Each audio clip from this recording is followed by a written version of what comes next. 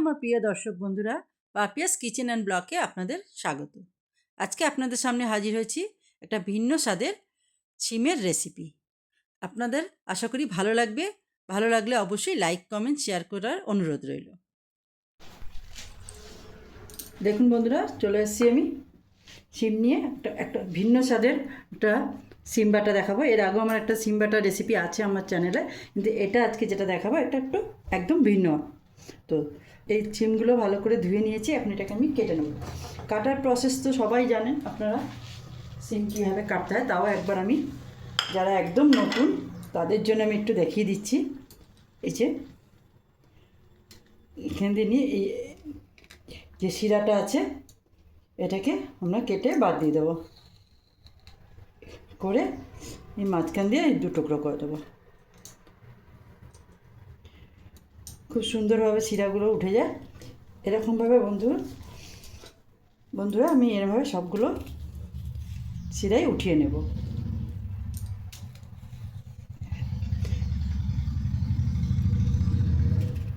এগুলো কচি সিম আছে।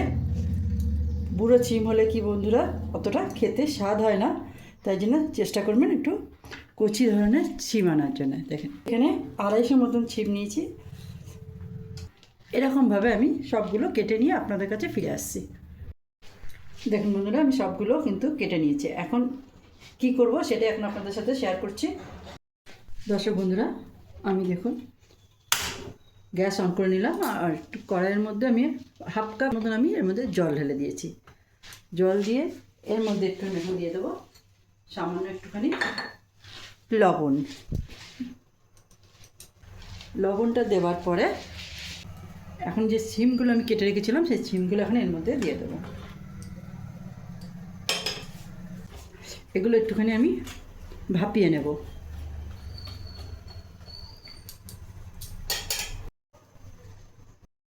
এবার আমরা ঢাকনাটা খুলে দেখব।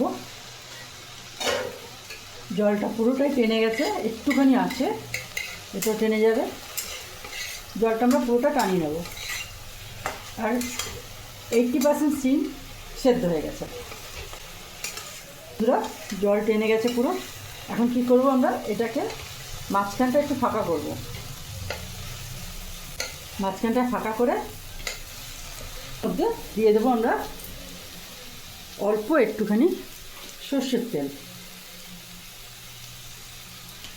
একদম 1 চামচের মতো সর্ষের তেল দিয়ে দিলাম। এটা একটুখানি গরম হয়ে যাবে।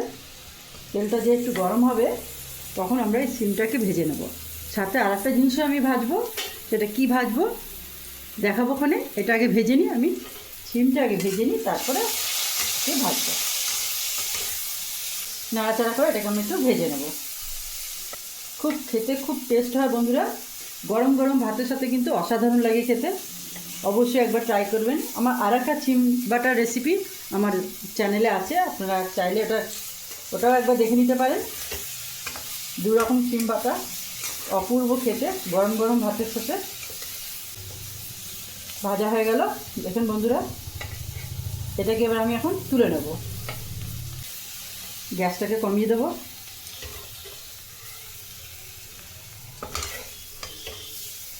এরকম অনেক রকম পাতা বাটার রেসিপি আমার চ্যানেলে আছে বন্ধুরা, প্লেলিস্ট করা আছে। আপনারা চাইলে ওখান থেকে কিন্তু অবশ্যই দেখে নিতে পারেন। থোর বাটা, ফুলকপির পাতা বাটা, ওলকপির পাতা বাটা, সব কিছু আছে। মূলো শাক পাতা বাটা, আপনারা একবার অবশ্যই ভিজিট করতে পারেন। আমি আশা রাখি আপনাদের এটা ভালো লাগবে বন্ধুরা। এখন এইটার মধ্যে জাস্ট দেখুন তেল তো সব টেনে গেছে, জাস্ট 1 ড্রপ তেল দেবো। এই একটা টমেটো আমি এর মধ্যে ভেজে নেব।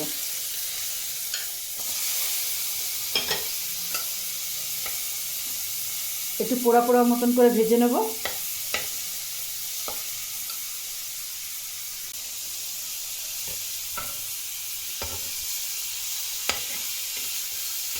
এরকমভাবে একটু ভেজে নেব। এই পিটাপিট করে টমেটোটা আমরা ভেজে নেব। খেতে দারুণ লাগে বন্ধুরা গরম গরম ভাতের সাথে। ছোটোর থেকে বড় সবাই কিন্তু আঙ্গুল চেটে গরম গরম ভাতের সাথে কিন্তু খেয়ে নেবে। একবার বানালে বন্ধুরা সবাই বলবে যে এটাকে রোজ বানাও, এতই সুস্বাদু লাগে এটা খেতে। আমার এটা ভাজা ভাজা হয়ে গেছে, ঠান্ডা করে নিয়ে আমি এটা মিক্সি করব। দেখেন বন্ধুরা, আমি এটা একটা প্লেটের মধ্যে ঢেলে নিয়েছি। এবার এটাকে আমি ঠান্ডা হতে দেবো। ঠান্ডা হয়ে যাওয়ার পরে কিন্তু আমি এটাকে মিক্সি জারের মধ্যে, এটা মিক্সি জার নেব, তার মধ্যে আমি এটাকে ট্রান্সফার করে নেব, করে নিয়ে আমি এটাকে বেটে নেব।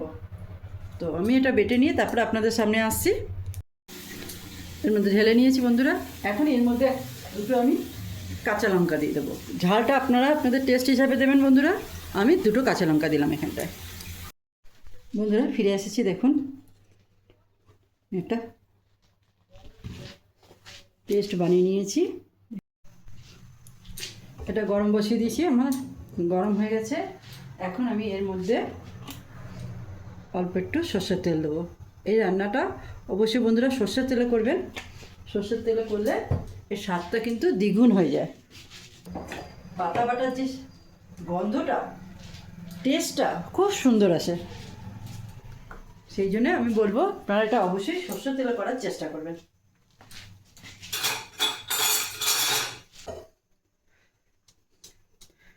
তেল গরম হয়ে গেছে। এখন এর মধ্যে আমি দুখানা শুকনো লঙ্কা ভেজে নেব।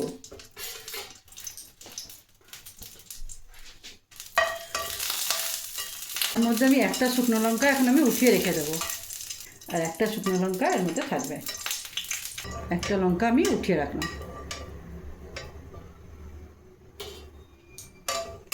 আর একটা লঙ্কা থাকলো। এখন এর মধ্যে আমি কিছুটা কালো জিরে ফোড়ন দিলাম। কালো জিরে যে একটু সুন্দর গন্ধ বেরিয়ে আসবে, তখন এর মধ্যে আমি কিছুটা, দেখুন বন্ধুরা, রসুন কুচিয়ে রেখেছি, সেই রসুনটা দিয়ে দেবো।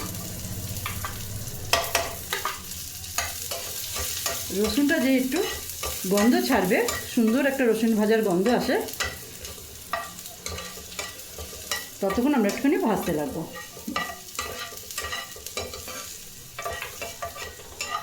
গ্যাসটা স্লোতে রাখবো।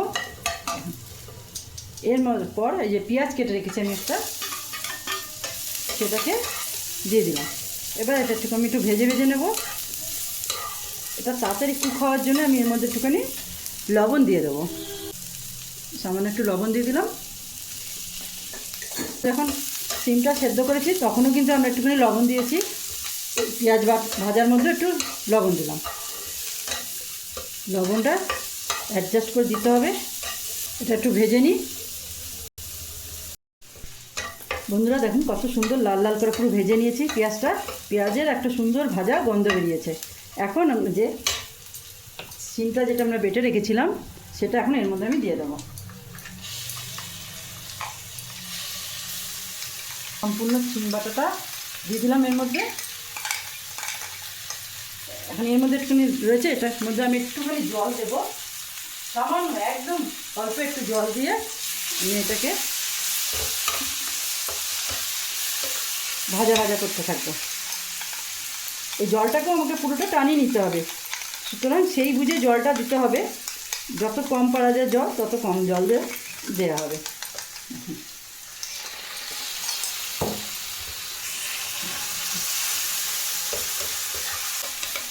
আমি এর মধ্যে হলুদ ব্যবহার করছি না, আপনারা চাইলে সামান্য একটু হলুদ দিতেই পারেন, কিন্তু আমি এর মধ্যে হলুদ ব্যবহার করলাম না। এটাকে আমি ভাজতে থাকবো যতক্ষণ না এটা প্যান থেকে ছেড়ে যাচ্ছে। আমি এটা ভেজে নিই। দেখুন ভাজা ভাজা হয়ে গেছে। এখন কড়াই এর থেকে প্যান থেকে উঠে যাচ্ছে, তার মানে আমার এটা তৈরি হয়ে গেছে। এখন এটাকে আমি নামিয়ে নেব। সুন্দর হয়েছে, গন্ধটা খুব সুন্দর আসছে। এখন লাস্ট আমরা এখানটা একটুখানি সর্ষের তেল দেবো, কাঁচা সর্ষের তেল।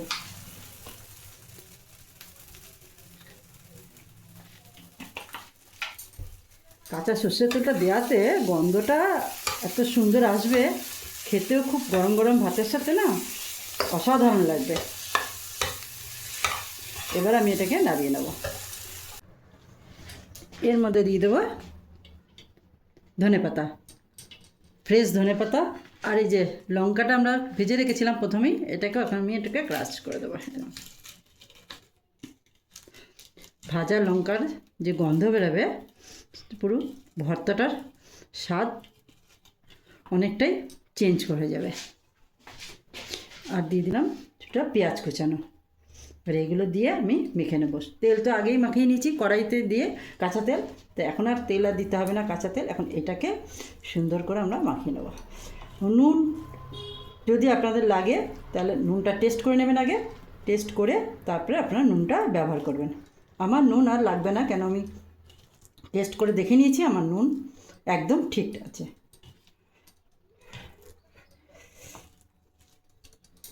এরকমভাবে ভালোভাবে মাখিয়ে নেব।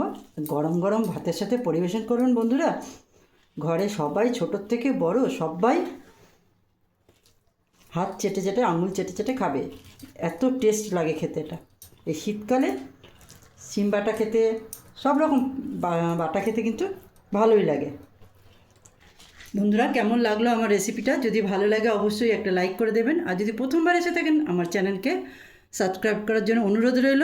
পাশে বেলটাকেও বাজিয়ে রাখবেন, তাকে আমি যখনই কোনো ভিডিও আপলোড করব আপনার কাছে নোটিফিকেশান পৌঁছে যাবে। তো আজ বন্ধুরা এখানেই রাখছি। নেক্সট ভিডিওতে আবার আপনাদের সাথে দেখা হবে। আশা করি আপনারা ভালো থাকবেন, সুস্থ থাকবেন। আজকের মতন বাই বাই।